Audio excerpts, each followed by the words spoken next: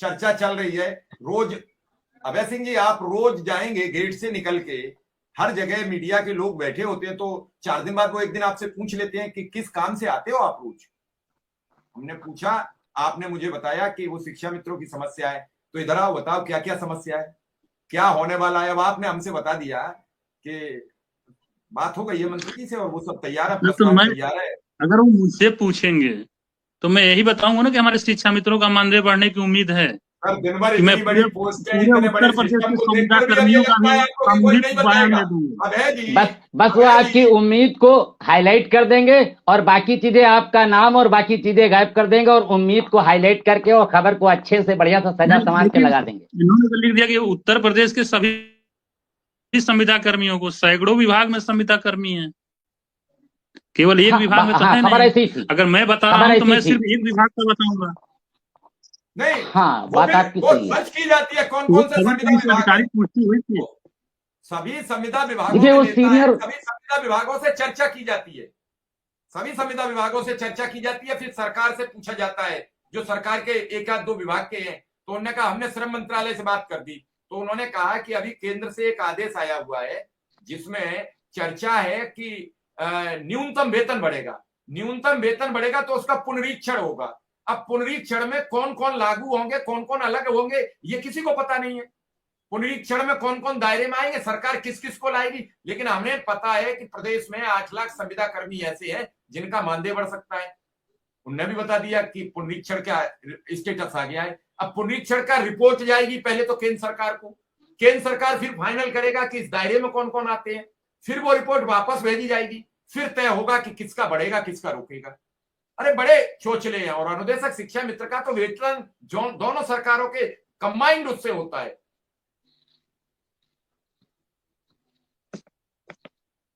और जिलाधिकारी जैसे आपकी अटेंडेंस तो सॉर्ट कर सकता है बेसिक शिक्षा विभाग, लेकिन जब भी शिक्षा मित्र को पद से निकालेगा तो जिलाधिकारी के लेटर पर आप लोग निकलोगी। अभी जो निकले या निकाले गए बेसिक शिक्षा, अगर वो कोर्ट में चैलेंज करना तो वापस हो जाएंगे। मैं और एक आपको बता रहा हूं बात, क्योंकि आपकी नियुक्ति का प्रकरण जिलाधिकारी की टीम के अंतर्गत है उनकी, और अनुदेशक का बेसिक शिक्षा विभाग के अंतर्गत है, दोनों में अंतर है। लेकिन इन सब चीजों के पहलू मैं जब इस प्रोग्राम को करने लगा तो सब चीजें सर्च की, क्या है सिस्टम, क्या है, क्यों है। आज आपसे जब ड्यूटी कराने का नंबर आता है किसी को भी, तब कोई लिखता है वहां संविदा कर्मी, कभी आया लेटर में आपके पे लिख के? शिक्षा मित्र तो लिख के आया होगा, अनुदेशक लिख के आया होगा जी। और जब आपसे काम नहीं कराना, आपको मानदेय की बात आती है तो कहा जाता है कि बस आप तो 300 रुपया के काबिल हो या 330 के काबिल हो। कई लोग कहते हैं कि हमसे बीएलओ की ड्यूटी करा ली गई, फला करा ली गई है, हम स्कूलों में ड्यूटी देके आ गए और हमें आज तक उसका पैसा नहीं मिल रहा है। कल एक लेटर सर वायरल हो रहा था, सर बोर्ड की ड्यूटी का मेरा सर हाई स्कूल इंटर की बोर्ड की ड्यूटी का मेरा पैसा सर बाकी है, पिछली बार का, फरवरी सर आने वाली है। मैं देख रहा हूं मेरे पास पड़ा मेरा हुआ, तो खुद मैं एक लेटर आपको दिखाता हूं। कल एक लेटर वायरल हुआ था, शायद नहीं रहा, मैंने शायद हटा दिया।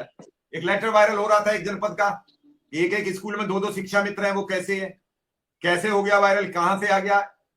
लेकिन जो वहां कर रहे होंगे बेचारे वो संकट में पड़ गए उसी लेटर से। आपने देखा होगा, अभय सिंह आपको तो भेजा होगा, क्या था उस लेटर में रहस्य? नहीं, इसमें काफी लोगों का फोन आया है, हम भी लेटर पढ़े नहीं थे, लेकिन काफी लोग पूछ रहे थे कि एक विद्यालय पर जहाँ 3 है वहां क्या होगा, जहाँ 3 है वहां क्या होगा। तो ये अभी विषय पर अभी मैंने लेटर को पढ़ा नहीं है कि क्या था उसमें, कहाँ से बात चली आई। शायद सीतापुर जिले का मैटर था या हमारे यहाँ पर परियोजना महानिदेशक महोदया का वो लेटर था, केवल नाम में पढ़ा था, मैटर नहीं पढ़ पाया था जल्दी में। तो ये तो विभाग ने ही रखा है 7 साल से 3 लोगों को, आज तक कहाँ थे विभाग। और रही बिल्कुल बात सही, की बिल्कुल सारे सही अभय समस्या जी। को समस्या को समाधान करने के लिए ही तो इन्होंने एक ट्रांसफर पॉलिसी लाई है। फिर जब वही समस्या पैदा हो जाएगी, जब 2 हो जाएंगे, 1 हो जाएंगे, 2 रहेंगे या 3 नहीं रहेंगे, फिर तो वही समस्या उत्पन्न हो जाएगी। तो इसमें बहुत घबराने की जरूरत नहीं है। जिसको जहां अपने सुविधानुसार सरकार भेजेगी उसी को लेकर तो विभाग इतना देरी कर रहा है कि 3 जनवरी का शासन का आदेश आए हुए आज 20 दिन हो गए लगभग। और अभी तक इन्होंने विभाग ने कोई उस पर पॉलिसी नहीं जारी कर पाई। तो विभाग इन्हीं समूह की चीजें मंथन कर रहा है, जैसे भी होगा। उन्होंने एक कार्यक्रम